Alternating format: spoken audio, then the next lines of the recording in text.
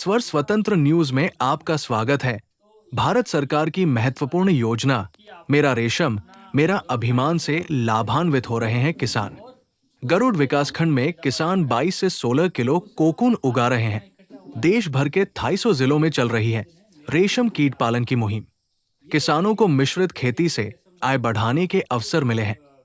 रेशम कीट पालन को बढ़ावा भी मिला है। नॉर्थ ईस्ट के बाद बागेश्वर के कपकोट क्षेत्र में मूंगा रेशम को बढ़ावा देने पर केंद्र और राज्य सरकार की प्राथमिकता है।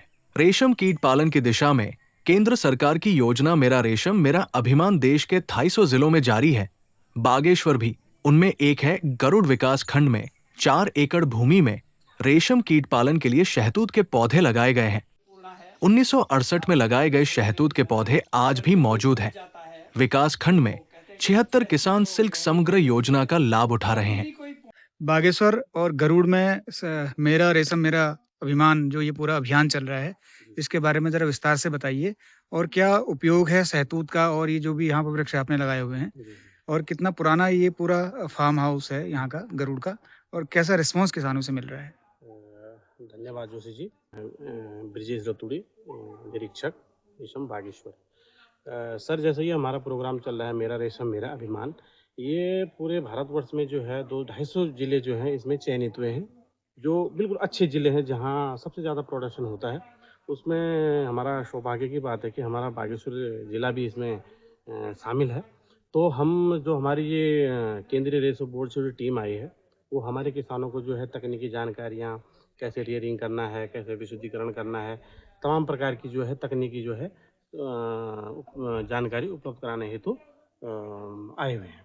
तो जैसा कि मैं बताना चाहूँगा कि जो हमारे यहाँ जनपद में 2 रेशम फार्म हैं, एक रेशम फार्म गरुड़ और एक रेशम फार्म कपलगेट बागेश्वर में है। तो सर, हम यहाँ पर जो है 3 प्रकार का रेशम यहाँ पर कर रहे हैं जनपद में। एक होता है मलबरी का, जो हम सहतूती बोलते हैं, और दूसरा होता है मूंगा का, जो सोम के पेड़ में होता है, और एक होता है ओक टसर, जो बांज के पेड़ में होता है। तो जैसे ये है कि जो ये हमारे हैं ये सहतूत के पेड़ है, इसमें हम सहतूती रेशम जो है इसमें उत्पादन होता है। तो हम किसानों को जो है योजना के तहत पौधे देते हैं और उनको सरकारी सब्सिडी भी देते हैं लगाने के लिए, और उनके बाद उनको जो भी उपकरण होते हैं कीट पालन से संबंधित वो हम देते हैं। और जो दूसरा जो हमारा रेशम होता है मूंगा रेशम, वो ये वाला पेड़ है जो सोम है ये, क्योंकि ये जनपद बागेश्वर में जो पुड़को जो हमारा ये कपकोट क्षेत्र है, ये बहुतायत मात्रा में यहाँ पर है। तो हमने यहाँ पर मूंगा रेशम पूरे नॉर्थ ईस्ट के बाद जो है पूरे भारत में जो है हमने बागेश्वर में इसका जो है शुरुआत करी है। तो हमने एक क्लस्टर भी बनाया है, तो हमारा मूंगा रेशम यहाँ पर चल रहा है। तो इसमें जो ये सोम का पेड़ है इसको ये जो है फीड करता है, तो इसका भी हम यहाँ पर कर रहे हैं। और तीसरा जो हमारा ये है ओक तसर का, ये है मणिपुरी बांज पे होता है ज़्यादातर, क्योंकि इसकी पत्ती थोड़ा सा कोमल होती है। तो ये हम इसका भी वृक्षारोपण कराते हैं और किसानों को जो है यहाँ पर जो हमारा कपकोट क्षेत्र है इसमें जो है हम रेयरिंग कराते हैं किसानों को।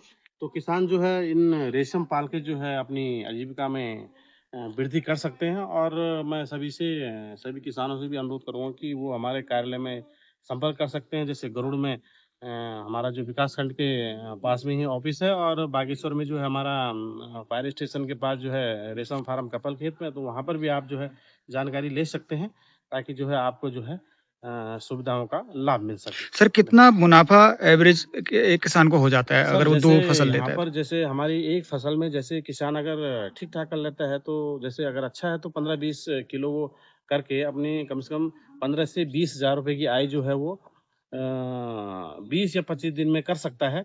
अगर उसके पास भूमि जितनी ज़्यादा, जिसके पास भूमि है, पेड़ जितने होंगे, उस तरह से वो कर सकता है। जैसे कोई कम भूमि वाला है तो 5-10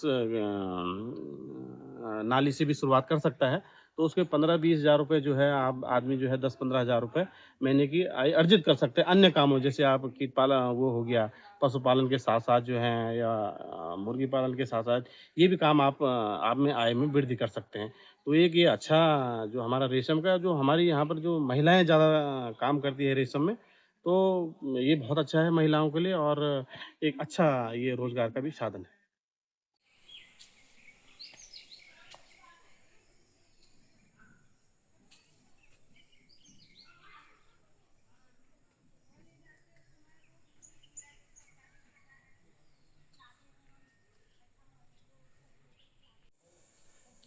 पहले आप अपना परिचय दे दीजिए, आप कहाँ से आए हैं, क्या नाम है आपका और कितने साल से आप इस काम से जुड़े हैं रेशम कीट पालन के काम से? सर मैं थान डंगोली से बोल रही हूँ। यहाँ डंगोली में हमारा गांव पड़ता है। मेरा नाम कमला गोस्वामी है।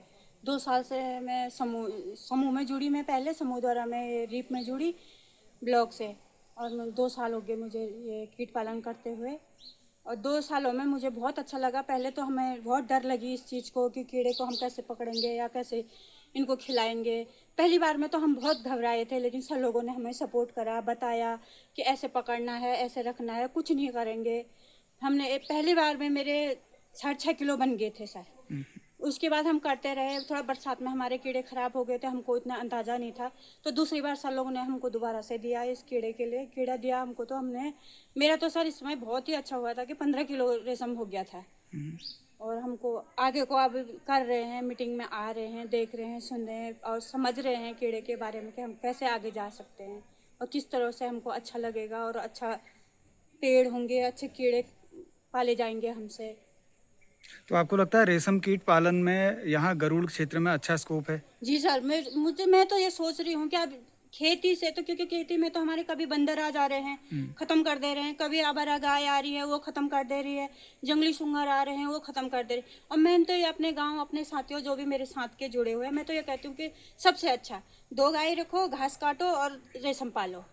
साल में 2 बार हमारी रेशम की खेती हो जाती है। आराम से अपना बैठ के खेती करो, धूप में हमको जाना नहीं पड़ता है। पत्ती काट के लाओ, अंदर बैठो, काटो, खिलाओ, अपनी साफ सफाई पे लग जाओ। बहुत अच्छा है। मेरे को लग रहा है कि हम बहुत अच्छे से करेंगे और बहुत आगे जाएंगे।